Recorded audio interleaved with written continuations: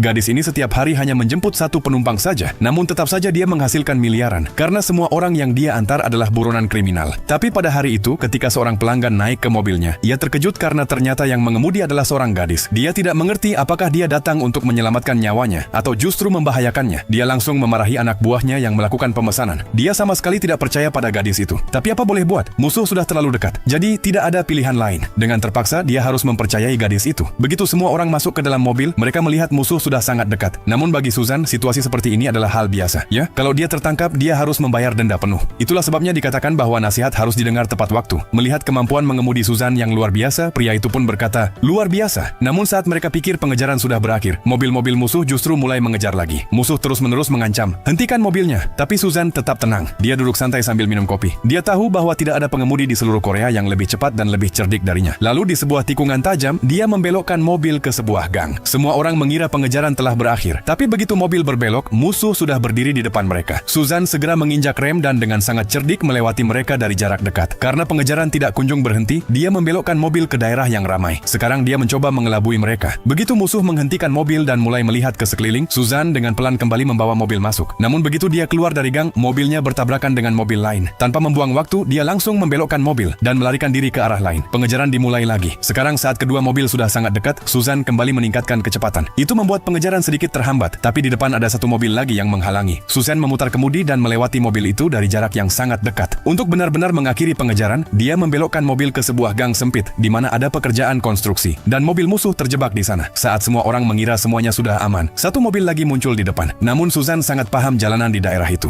Dia mengemudi di gang-gang itu seolah-olah dia sudah hafal setiap tikungannya sejak kecil. Ketika pengejaran tidak juga berhenti, dia memutuskan untuk pergi ke tempat yang tidak mungkin dijangkau oleh musuh. Lalu dia membelokkan mobil ke sebuah gang yang sangat sempit. Begitu mobil musuh masuk ke sana, mereka menabrak dan terjebak. Kini hanya tersisa satu mobil lagi yang harus dikalahkan dengan cara apapun. Susan melihat ada kereta yang melintas di rel di depan. Dia harus menghentikan mobilnya. Musuh hampir menangkap mereka. Tiba-tiba Susan mulai menjalankan mobil sejajar dengan kereta. Tak tahu apa yang dia pikirkan. Sebelum orang-orang di dalam mobil menyadari apa yang terjadi, Susan dengan aksi drift luar biasa melewati tepat di depan kereta. Melihat itu, musuh terkejut dan Susan berhasil melarikan diri bersama para pelanggannya. Melihat kemampuan mengemudi Susan yang luar biasa, pelanggan itu sangat senang dan memberinya hadiah besar sebagai ucapan terima kasih.